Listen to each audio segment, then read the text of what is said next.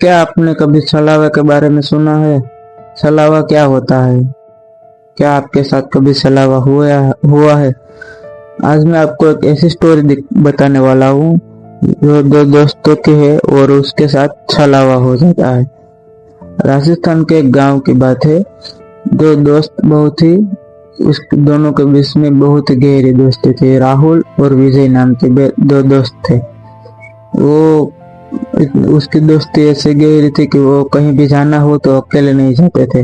दोनों ही साथ में रहते थे, साथ में पढ़ा करते थे। करीबन 12वीं कक्षा में थे दोनों।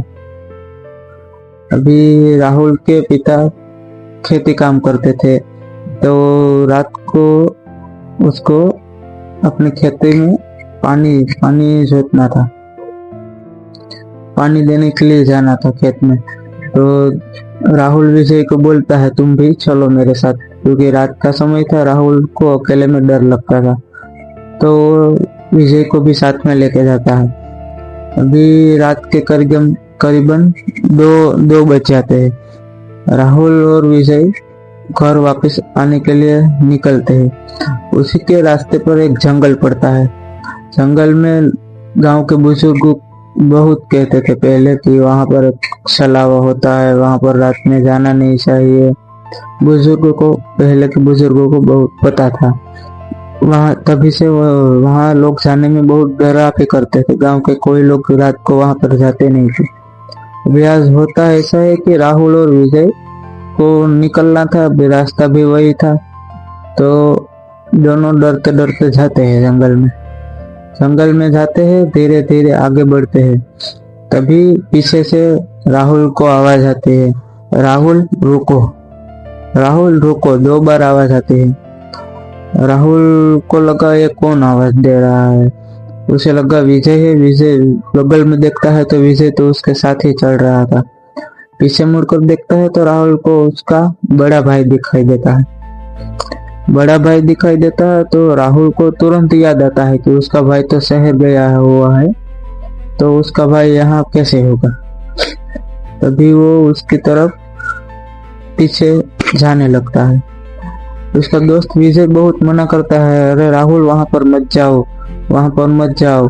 मगर राहुल को लगता है कि मेरा भाई शायद आया होगा शहर से और बुला रहा है, तो वो जा रहा था उस तरफ।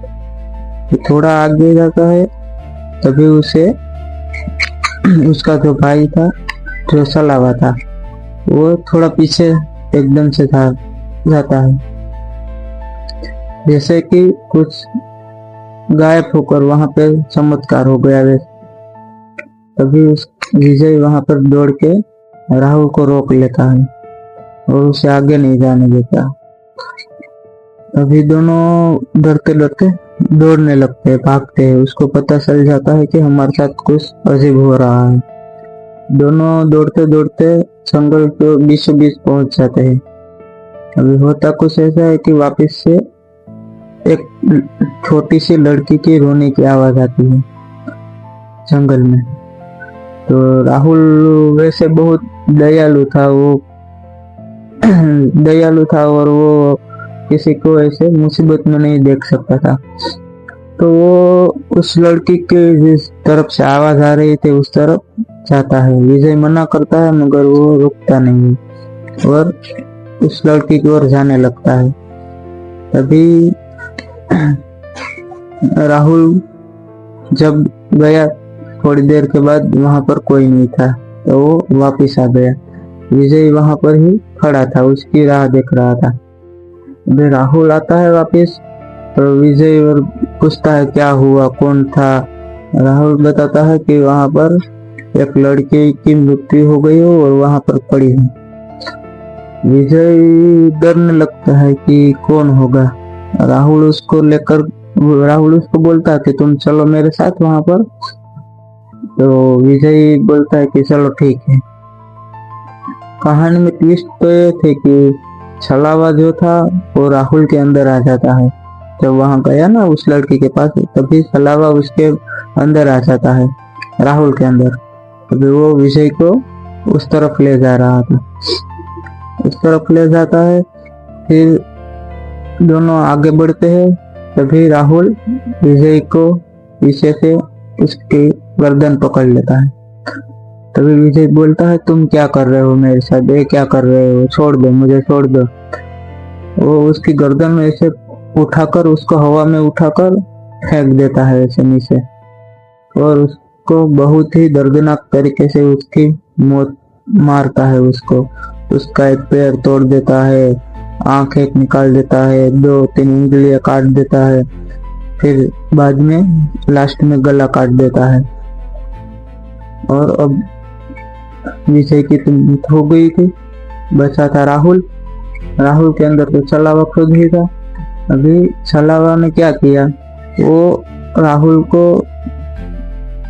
अपने ही अंदर, अपने ही हाथों से उसने राहुल का गला कटवा दिया। अपने ही हाथों से चाकू लिया और राहुल ने खुद का ही गला काट दिया। अभी रात का समय था, रात पूरी बीत गई। राहुल और विजय के घर वालों कई देर तक राह देखी, मगर दोनों आए नहीं पूरी रात। सुबह सभी लोगों को इकट्ठा करते हैं कि मेरे लड़के गाँव खेत में गए थे, वापस आए नहीं है सुबह से। सभी गांव वाले ढूंढने निकलते हैं।